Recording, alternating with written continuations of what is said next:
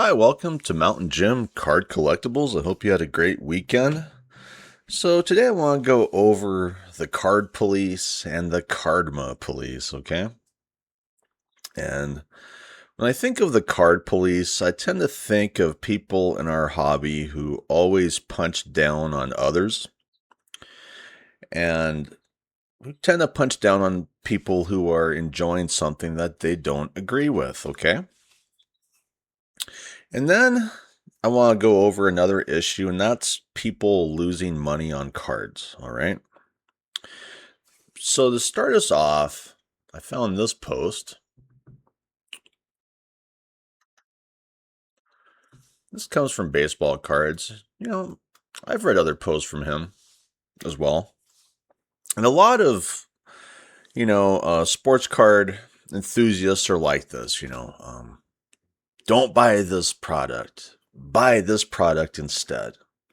And I really don't agree because I grew up in the 80s and 90s, and that's the junk waxer. And I say, hey, if you like this product, buy it. That's the point of competition. And we live in an era where monopolies have snuffed out competition for the most part when it comes to licensed sports cards, licensed product, whatever. And we see where all of it's going for the most part, and that's Michael Rubin. All right. So anyway, it says here this came out on July 8th, 2026. And, I've done other posts from Baseball Cards. I mean, he's a cool guy, but I don't necessarily agree with this take. Okay. I am a hockey fan first. I grew up playing and reached a decent level, not pro. There's nothing I love more than the good old hockey game. Hockey cards, however, are not good. The product is pretty boring or wildly chaotic. If you don't get the young guns of a very top rookie, your box is almost guaranteed bust to zero. And to make matters even worse, they're usually more expensive than baseball cards. Less value but cost more. And we aren't even talking about the Panini level MVP offering. What to buy from hockey? Nothing. Leave it on the shelf next to the Goodwin foolishness and the Panini trash. Market cornered, monopoly, antitrust, or whatever you want to label it. Its Topps products are nothing right now. Well, Goodwin right now has, these Michael Jordan autos. I don't mind Goodwin. And if anyone knows my channel, Upper Deck is my favorite sports card manufacturer. But, they're stuck with a lot of unlicensed products like a lot of other brands. But hey, they have the licensed hockey product. Like it says here, this comes from JH Card Collector, which is who Baseball Cards is reacting to. Hockey fans, collectors. Any of these boxes worth the rip? Well, if you're into hockey, I have purchased some hockey cards in the early 90s. Some of those were Topps. Those were boring for the most part too. So I know he prefers Topps, obviously, Topps, like it says, it's Topps products or nothing right now, but I've had previous Topps hockey cards. I still have them. They're boring for the most part, So sitting there going, hey, Topps products are so much better than Upper Deck. I don't agree with that. If you like hockey cards, buy hockey cards, So let's see what people are saying. I actually couldn't disagree more with this. Hobby box prices relative to value is bad across the whole hobby. Hockey is certainly no worse than any other sport, and the product is significantly better in most cases. The designs and quality are far superior to Topps right now. And that's just it. Beauty is in the eye of the beholder.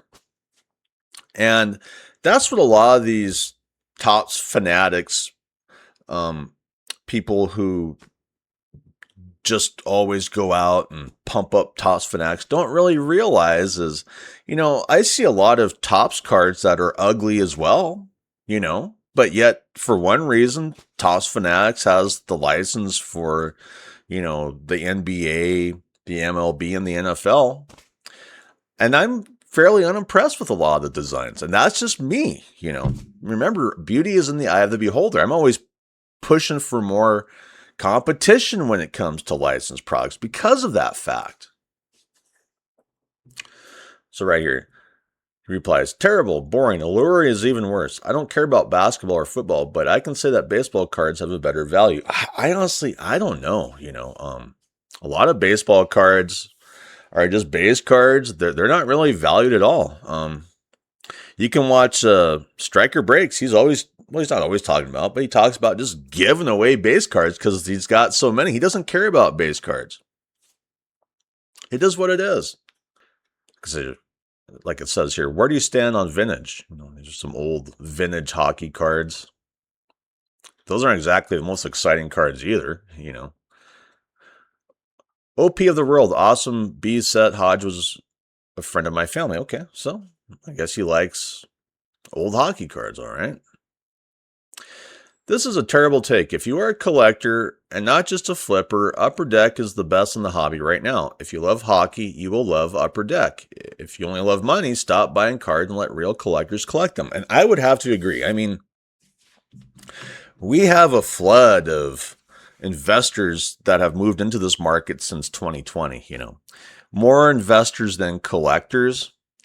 And I know they like to punch down on a lot of others in the hobby, a lot of, collectors for the most part.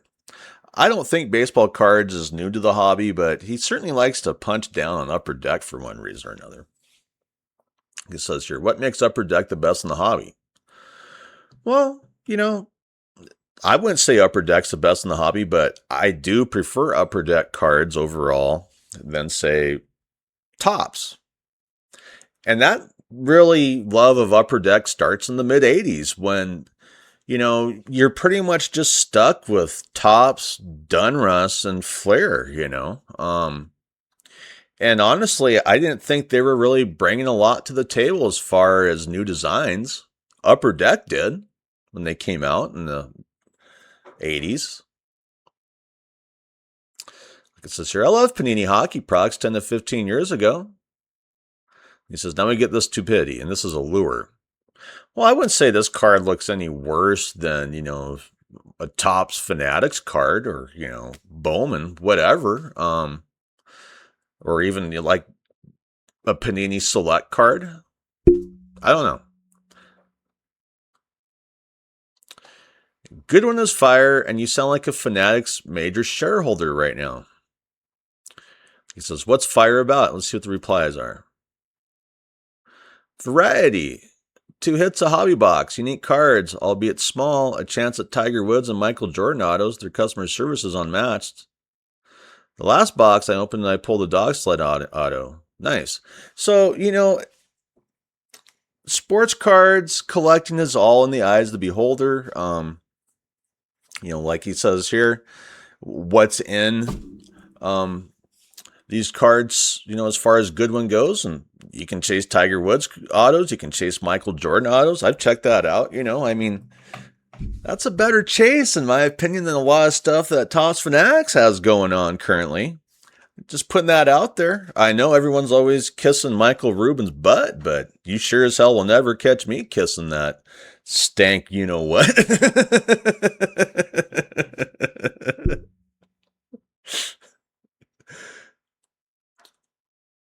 Buying singles is way better. They have some amazing looking cards, TBF, but I agree there's way less value than even Topps, and I hate Fanatics, yeah. That's just it. I mean, I am just so burnt out of Michael Rubin and all the hype that comes from Topps Fanatics all the time. They're always trying to hype up when someone actually hits an awesome card that wasn't pulled by a breaker. I'm just exhausted. The NHL needs to leave Upper Deck behind and inject some excitement into hockey card collecting. Upper Deck is so boring. Well, the way I see it, though, is Topps is so boring, too. I'm not rushing out and purchasing Topps products for a reason. It's just I'm not too impressed. You're always going to get that in this hobby. I just don't understand why everybody wants to give everything to Michael Rubin, if you know what I mean. Because in my opinion, he doesn't deserve it. He's just some rich billionaire who wants to live that rich billionaire lifestyle.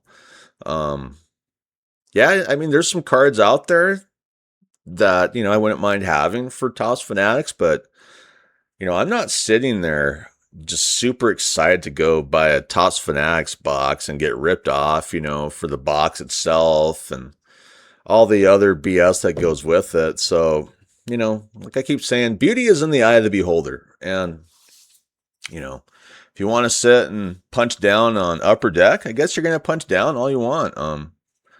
But then again, I feel like the Topps Fanatics monopoly is pushing a lot of people out of this hobby for one reason or another. I'm not sure if you're aware of Karma Police by Radiohead or if you've watched the video, that came out in the 1990s. But it's a great song. It's a great video. It's one of my favorite songs from the 1990s. In the video, you see a guy being chased by a car. And you hear the lyrics from the song, this is what you get when you mess it up, this and that, And, it's a take on, modern corporate society and overall how it just really destroys the people who are trying to live in it.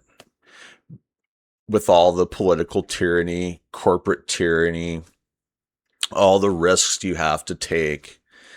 And I can relate to the guy being chased by the car at nighttime. If you've seen the end of the video, you know what he does. And I won't ruin it for you. I hope you've seen this video. I wish MTV was still around. I used to watch MTV back in the day. But that was a different time. So that takes me to this post on X. Like it says, it's from Pack Addicts NW. And it says, that feeling when you're writing $100 on a card you just paid $2.1 thousand for. Yeah. What are we looking at there? Oh, a Zion Williamson. Yep. And a lot of people dived into Zion Williamson and they paid the price. Now, I had quite a few Zion Williamson rookie cards too. I managed to make a profit on them. But a lot of it has to do with timing. And that's the issue with sports cards, is a lot of times you have to know when to get in and when to get out. And if you get out at the wrong time, then you end up with something like this, which is a nice card, but, I just couldn't imagine spending that much on this card and then having to lose that much money on a card, and there's a good chance nobody wants it for $100 either. Okay. So let's see what people are saying. At that point, you keep it. Yeah. You just completely go down with the Titanic. Yep. And that's really where the karma or the Karma Police comes in, if you know what I mean. And you have to pay the price.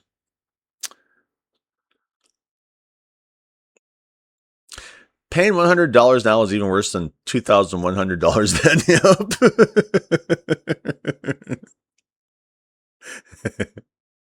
Here's one.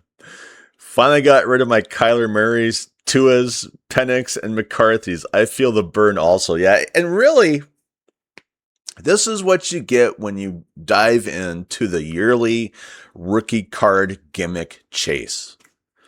And the rookie card gimmick chase is propped up by the hobby card industry, probably more than, say, the sports leagues, okay? Because the media in the sports leagues a lot of times are focused on the biggest players, whereas when you look at the hobby, yearly take on rookies, it really does feel like a gimmick. It's like they're really trying to blow up players that really should just be swept under a rug. Like it says here, just going to leave my Zion collection in its Zion case forever.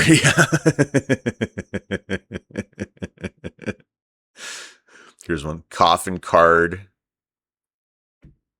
And that's just it about a lot of these cards. I have cards, that are very similar. I just can't get rid of for a lot of reasons. A lot of it has to do with the athlete, tanking. or something else happening. But, that's the danger of these yearly rookie card gimmick chases. And during the pandemic, Ja Morant and Zion Williamson really came out strong. I purchased plenty of Zion Williamson cards. I purchased plenty of Ja Morant cards. I'm still trying to get rid of like one Ja Morant card. So anyway, how are you feeling about the card police or the cardma police? Are you dealing with exhaustion with being told how to collect and what you should collect because someone else doesn't like the type of cards you collect? And are you dealing with,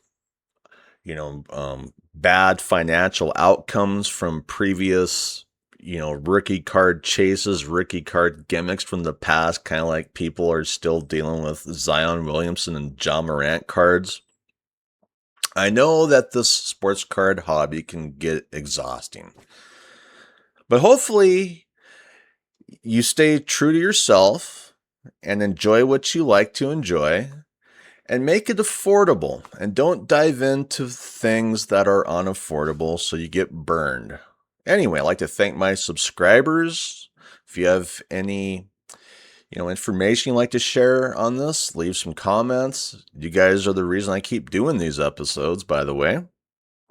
And if you're a viewer and you haven't subscribed yet to my channel, I'd really appreciate it. Anyway, I hope you have a great day. I'm out of here. Bye.